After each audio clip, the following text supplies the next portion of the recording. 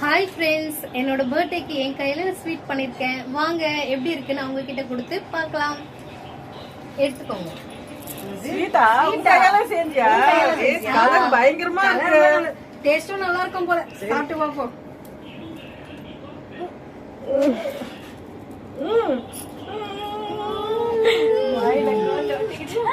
என்னாச்சு? எப்படி இருக்கு இது?